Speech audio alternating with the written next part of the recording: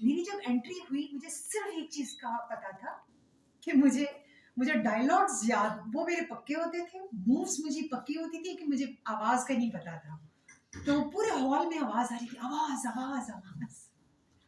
ये हम्म। मेरा स्टार्ट था और 4 दिन की परफॉर्मेंस थी, बहुत मज़ा आया। तो मेरा तो इंटरेस्ट डेवलप हो गया उसके अंदर। तो वो फिर रातों रात ही आप मतलब 1-2 दिन में जितनी एक्टिंग सीखनी थी वो सीख ली, या कोई लंबा सफर था, नहीं, या बिल्कुल नेचुरली इतना टैलेंट था कि वो बस सीखने की जरूरत नहीं थोड़ा थी? बहुत नेचुरल होगा, हम्म। लेकिन ऐसा नहीं है कि कभी रातों रात कभी कुछ नहीं होता। मैं बता दूं, इस दुनिया में कोई भी काम रातों रात वाला होता ही नहीं है। वो एक स्टार्ट था, वो फर्स्ट स्टेप था मेरा। उसके बाद मुझे पीटीवी से ऑफर आ गई। वो इसलिए ऑफर आई क्योंकि आर्ट्स काउंसिल की मेंबर थी, वहाँ पे एग्जीबिशंस होती थी, अदबी नशिस्तें होती थी। अब मैं बड़ी उसके अंदर पार्टिसिपेट करने के लिए, तो उसमें आप भी हाथ खड़ा कर दें। मेरा जरा उस वक्त दिमाग काफी सातवें आसमान पे होता था, नवाबी सा ज़हन था। तो मैंने कहा नहीं, मैं हाथ क्यों उठाऊं। मैंने कहा नहीं, आप ऐसे भी कर देंगे, बुला लेंगे।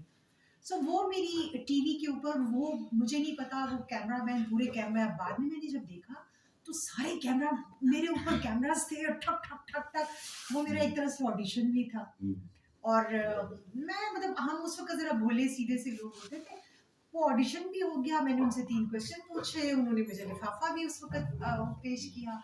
और बस इस तरह से टीवी। आपको क्या लगता था, कुछ डिफरेंस लगता था एज ए परफॉर्मर कि जो थिएटर की जो एक्टिंग है कि वही एक्टिंग ही आपने करती थी? आप खुद पर्सनली कैसा, लाइक वो डिफरेंट लगता था? या अभी भी जैसे फॉर एग्जांपल आपने अगर स्पेसिफिकली कैमरे के लिए करना है तो कुछ चीजें वो क्या, ऐसा कुछ कोई फर्क है आपको या? पता है, अभी कुछ अच्छे डायरेक्टर्स जो समझते हैं कि थिएटर, जो थिएटर का एक्टर है उसको कैसे उससे हमने सीन निकलवाने, उसको उनको मजा आता है, वो मूवमेंट की चीजें देते हैं।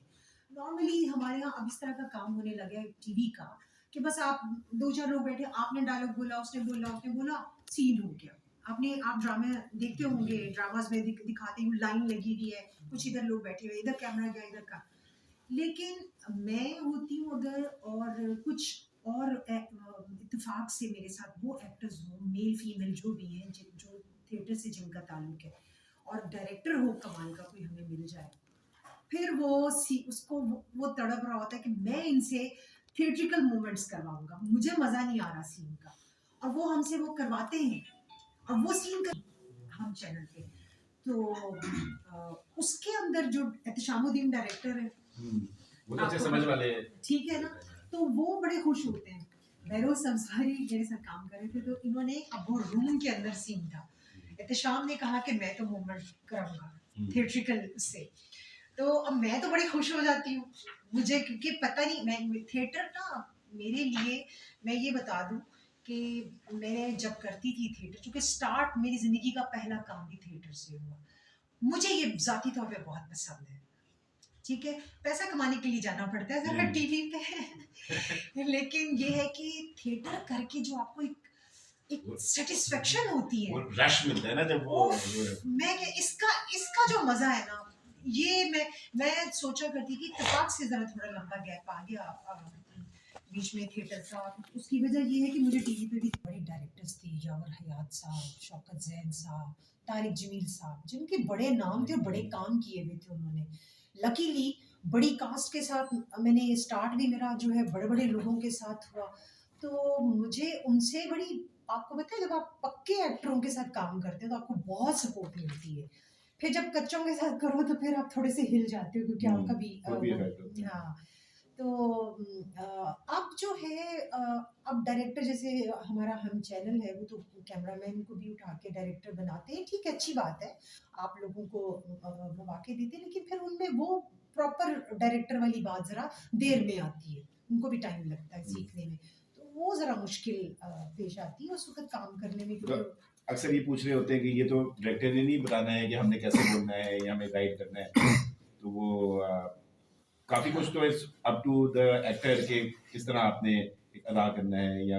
ये जो डायलॉग डिलीवरी और स्क्रिप्ट को किस तरह पहले तो पढ़ना है सबसे पहले, फिर स्क्रिप्ट को जब आप अपने कैरेक्टर के भी, ये मुझे कैरेक्टर मिला है, मुझे इसको बनाना है, तो उसके बारे में देखिए ऑब्जर्वेशन, ठीक है, वो अब आप अपने इर्द गिर्द उस किस्म के कैरेक्टर को भी ऑब्जर्व कर सकते हैं, आप अपने साथी कोलीग्स जो आपके सीनियर एक्टर्स हैं आप उनसे हेल्प ले सकते हैं, ठीक है। और गाइड करने वाले मेरे ख्याल है सभी होते हैं। और अभी अगर आप थिएटर में स्टार्ट लें ना, सबसे बेस्ट चीज़ है थिएटर। मैं समझती हूँ कि एक इंस्टीट्यूट है जो आपको ये सारी, आपको बॉडी लैंग्वेज आपकी कैसे होनी चाहिए, आपकी मूवमेंट्स कैसी होनी चाहिए, वो अभी मैं रिहर्सल्स देख रही थी ना, तो सीनियर जूनियर का मैंने वो देखा है कि उसके अंदर फ़र्क देखा है। मैं फिज़ा यही बात कर रही थी। मैंने कहा हमारे ऊपर, हम यहाँ पे, मैं यहाँ इसलिए कि मैंने यहाँ ही बहुत सारा काम किया है, तो हम लोग जो फ्री टाइम होता था कभी उसको ज़ाया नहीं करते थे। मेरे साथ भी मुझसे सीनियर साथी भी होते थे यहाँ पर, तो हम जो भी बातें, अब मैंने देखता है मोबाइल, हमें तो सख्ती से मना था। जब हम आते थे अंदर, हमारे मोबाइल इसके अंदर और बैक साइड पर होते थे, हमें इजाज़त नहीं होती थी। मरिया कौहर साहिबा के कुछ उसूल बड़े खूबसूरत थे, और अब मैं देखती हूँ कि वो उस तरह से नहीं, फ़र्क आ गया बहुत सारा। वो ये होता था कि आपस में भी फालतू बातें नहीं करनी आपने, उसमें आप ही का फ़ायदा है। जब आप जिस काम के लिए हैं, जब आप उसको फ़ोकस नहीं करेंगे, उस पे तवज्जो नहीं देंगे, आप सीखेंगे कैसे? सीखेंगे ही नहीं ना, तो फिर उसके बाद आपकी परफ़ॉर्मेंस में वो बात नहीं आएगी जो आप सीनियर्स को देखते हैं तो आती है। वो रियाज़त जिसको बोलते हैं। रियाज़त वो अपने ज़हन में भी अगर खामोश बैठे हैं ना, तो अपने ज़हन के अंदर भी वो कर रहे होते हैं। मैं भी जब रिहर्सल्स करती थी, आखिरी वक़्त तक ना मैं अपने आप को सामने चलता हुआ देखती थी, मैंने कहाँ जाकर किस मूव पे क्या गलती की, मुझे उसको ठीक करना है। यहाँ से भी सोच रही होती थी कि मैंने यहाँ पे ये बोला था, आपको पता है, हमने कोई 5 साल के गैप के बाद एक ड्रामा था अजोका का बरी, और 5 साल के बाद उज़रा आपा नहीं थी। उज़रा आपा का जो रोल था वो समीना अहमद साहिबा ने किया था, तो समिया अपना ही कर रही थी। मतलब मैं इतनी पागलों की तरह रिहर्सल करती थी, मैं इतना मेरा एक जुनून होता था। अभी भी रज़िया बात कर रही थी कि तुम किस कदर पागलों की तरह रिहर्सल वक़्त से पहले आती थी। मैं आकर अच्छा फिर एक और काम मैं करती, मैं स्क्रिप्ट को रीराइट करती थी। आज घंटा पहले आ गई थी ये, मतलब हाँ। तो जब आप बुलाते हैं किसी को तो अक्सर तो घंटे के बाद आते हैं, ये घंटा पहले अच्छा, ये भी हमारे हाँ। हमने अपने सीनियर्स से सीखा, और कुछ हमारी तरबियत का हिस्सा भी रहा कि वक़्त लेट जाना बहुत बुरी बात है, जो आजकल फैशन बन गया है। कहीं भी आप जाएँ, आप अगर वक़्त से पहले जाएँगे तो आप ही का फ़ायदा होगा। मैं अगर वक़्त से पहले आई हूँ तो मैंने बैठ के वो रिहर्सल देखी है जो मेरा एक लंबा गैप था। मैंने देखा कि अब नए और सीनियर मिलकर क्या कर रहे हैं। मुझे वो देखने का मौका मिला, तो आपसे बात करना और भी मुझे अच्छा लगा कि मेरे पास कुछ फ्रेश चीज़ें भी हैं कहने को। तो मैं वो मिसाल दे रही थी कि 5 साल के बाद, यानी कि उस प्ले को 5 साल का गैप गुज़रा, तो इतनी मैंने उससे पहले मेहनत की हुई थी कि मुझे सिर्फ़ अपना रोल नहीं, अपनी मूव्स नहीं, मुझे सारी हम 4 ख़वातीन की स्टोरी थी। समिया भूल गई थी अपनी मूव। अच्छा। मैंने कहा आपने यहाँ से चलकर यहाँ आकर ये लाइन इस तरह बोली थी और आप इस तरह से बैठी थी। तो मदीहा ने कहा कि कवा। उज़रा आपकी सारी जो रिहर्सल थी समीना अहमद साहिबा को मैंने जाके करवाई। मैं उनके घर जाके उनको रिहर्सल करवाती रही। यहाँ पर आकर उनको वो मूव्स बताती रही साथ-साथ। तो ये क्यों?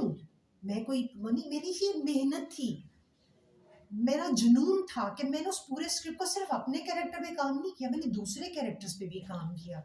उसका फ़ायदा ये होता था कि मैं दूसरों को भी बता देती थी, और अगर कहीं कोई भूलता था, तो मैं उनको क्यू दे सकती थी। ये कमांड आपको तब आती है, और तब भी आप ही का फ़ायदा होता है। मेरा ख़्याल है मेरी इस मेहनत की वज़ह से ही मेरी डिमांड रही। और मैं कितने 12-13 साल थिएटर के मेन कैरेक्टर्स करती रही हूँ। अजोका की मेन एक्ट्रेस रही हूँ ड्रामा की। तो आपका जो प्रोसेस होता है प्रिपरेशन का, कि एक तो यही कि मूवी लगता है कि अच्छा जी, क्या प्रिपरेशन यही होती है, बस लाइनें आपने याद की हैं, उसके बाद बस आपने वो बोल दी हैं? हाँ, बड़ा या अच्छा सवाल किया आपने। यही मैं ये ज़रूर बच्चों को बताना चाहूँगी, अगर कोई भी फ़ॉलो करेगा तो उसी का फ़ायदा और भला होगा ज़िंदगी भर।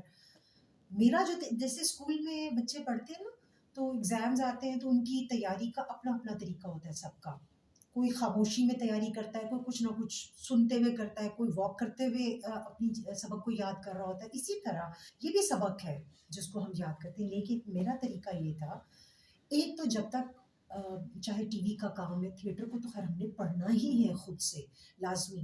टीवी पे आजकल लोग कहते हैं बस बता दो हम कर लेंगे, मैं आज भी नहीं कर सकती जब तक मैं खुद नहीं पढ़ती, क्योंकि जब आप खुद पढ़ते हैं तो राइटर अच्छा स्क्रिप्ट जब आपके सामने होता है, और ये तो थिएटर के तो हमारे जो स्क्रिप्ट्स हैं वो तो बड़े ही ज़बरदस्त स्क्रिप्ट्स। आपको पता है मेरे पास आज तक सारे स्क्रिप्ट्स मैंने संभाल के रखे हैं। मेरा असासा है थिएटर के, ज़ाहिर है टीवी के तो इतने नहीं, लेकिन जो थिएटर के, जोका थिएटर के ख़ास तौर पे, चूँकि मैंने जोका के साथ सबसे ज़्यादा काम किया है, तो इसके जितने स्क्रिप्ट्स हैं मेरे लिए वो मतलब एक मुकद्दस ही लफ्ज़ मैं इस्तेमाल करूँगी, मैं उनसे इतना प्यार करती हूँ। आज भी मेरी अलमारी में मैंने उनको सँभाल के रखा हुआ है। तो मैं ये करती थी कि एक तो पढ़ना, हमारी रीडिंग पहले फर्स्ट डे होती थी सारी कास्ट के साथ, वो रीडिंग हुई, हमने एक दूसरे को भी समझ लिया जो दूसरी कास्ट है। उसके बाद मेरे घर में मेरा टाइम टेबल शुरू हो जाता था। मैं अपना ज़िंदगी का एक उसूल बनाती थी कि सुबह इतने बजे उठना है, नाश्ते वाश्ते से फारिग होके मैं अपने स्क्रिप्ट के ऊपर काम करती थी, उसकी रीडिंग करती थी। उसके बाद मैं अपने रोल को रीराइट भी करती थी क्यूज़ के साथ। मेरा एक अलग स्क्रिप्ट तैयार होता था। मलिक मजाक उड़ाता होता था, एनो राइटर ते एतबार नहीं अपना स्क्रिप्ट जानते होगे। तो उन्होंने हेडफोन लगाया हुआ था, उनके साथ मैं फर्स्ट टाइम काम कर रही थी। तो एक दिन ना कान लगा, वो बुलाए, तो आपा आपने रेडियो किया है? मैंने कहा जी। कहते हैं ये मेरे कान में आपकी आवाज़ की वो जो वेरिएशन है ना, मुझे वो बता रही है कि आपने रेडियो किया हुआ। मैंने 8 साल रेडियो किया और तकरीबन 14 इयर्स मैंने थिएटर किया, जिसमें 12 टू 13 इयर्स जोका के साथ किया। उस दौरान मैं चूँकि पीएनसी के साथ भी किया था। फिर नईम ताहिर साहब के मैंने 2 बड़े थिएटर प्लेस किए। उस्मान पीरज़ादा के साथ मैंने किया। समीन अहमद साहब की डायरेक्शन में मैंने मंटो का मुहत्तब किया था। तो ये एक्सपीरियंस सारा मिलकर जो भी है, और टीवी पे तो अब 26 इयर्स हो गए हैं मुझे, और आखिर में मैं 2019 में एक्सपीरियंस, मैंने एक ही चीज़ रह गई थी, फिल्म डम मस्तक मैंने वो भी करी। हाँ, वो इमरान अशरफ साहब, बिल्कुल। काम करके कराची में, तो हमारा बेसिक स्टार्ट कैसे होना चाहिए, एजेंट्स का क्या सीन है वहाँ पे, इस तरह का मेरा थोड़ा सा सवाल था, जिसको उन्होंने डाइवर्ट कर दिया। मैंने फिर उसको थोड़ा सा ये कर दिया कि चलें ये बता दें कि अगर हम स्क्रीन के ऊपर आते हैं, क्योंकि हम में से ज़्यादा थोड़ा बहुत हम स्क्रीन कर रहे हैं लेकिन ज़्यादातर थिएटर किया हुआ हमने, तो मेरा ये क्वेश्चन था कि अगर हम स्क्रीन के लिए कहीं ऑडिशंस के लिए, ज़्यादातर जो हमारे एंट्री लेवल के उनको यही फेस करना पड़ता है, मैं जाके ये अक्सर ऑडिशन में यही देखता हूँ कि एक तो इवन बल्कि कुछ हमारे आर्टिस्ट हैं जिनको वहाँ पे डायरेक्टर्स ने कह दिया भाई थिएटर ना करो, खड़े होकर आराम से स्क्रीन करके दिखाओ, ठीक है। तो उसके लिए मैंने उनसे कहा था कि थोड़ा सा ये बता दें कि अगर वहाँ पे फ्रेमिंग का इशू हो जाता है या इस तरह का होता है, बॉडी जो हमारे जेस्चर बने होते हैं बहुत लाउड जेस्चर बने हुए होते हैं थिएटर के हिसाब से, तो अगर हमने उसको स्क्रीन के ऊपर डाइवर्ट करना है तो किस तरह करना चाहिए, ये एक छोटा सा मेरा क्वेश्चन। क्योंकि लिमिटेड स्क्रीन कैमरे का फ्रेम होता है, तो उसके अंदर थिएटर में आपको इतनी बड़ी जगह मिली होती है, आपको पता होता है इस सब जगहों पे आप खेल सकते हैं ना, क्योंकि ऑडियंस आपको सब जगह देख रही है, लाइव देख रही है। टीवी में क्या होता है कि कैमरे का एक फ्रेम है, आपको उससे बाहर नहीं आप निकल सकते। और अब तो लेटेस्ट बहुत सारे कैमरास के कुछ इस तरह के आ गया कि आप किसी जगह पे जब हल्का आगे पीछे भी नहीं, हाँ, बिल्कुल भी। कि आप हल्का सा मूव भी कई जगहों पे नहीं कर सकते हैं।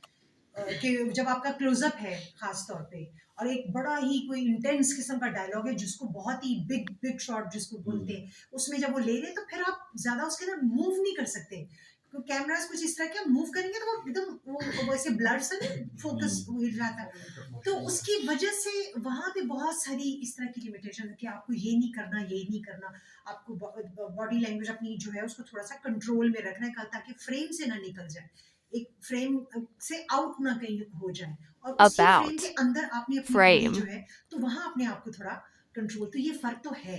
जैसे फिल्म का फ्रेम और है, टीवी के कैमरे का फ्रेम और है, थिएटर एक बिल्कुल और चीज है। तो थिएटर बहुत एक डिफरेंट चीज है, आप खुलकर उसके अंदर अपनी हाथ पांव खोल सकते हैं। अब फ्रेम मेरा इतना बना हुआ है, मैं हाथ यहाँ खोलूंगी तो हाथ उस फ्रेम से बाहर निकल जाएंगे, ठीक है ना। तो उसमें क्या होता है कि वो आपने हाथ खोलने तो आपको यूं करना होता है ताकि उस फ्रेम के आप अंदर रहे। तो ये फर्क तो बेटा थोड़ा सा मेरा ख्याल है आप इसको समझ सकते हैं। जी जी। हाँ, ठीक है।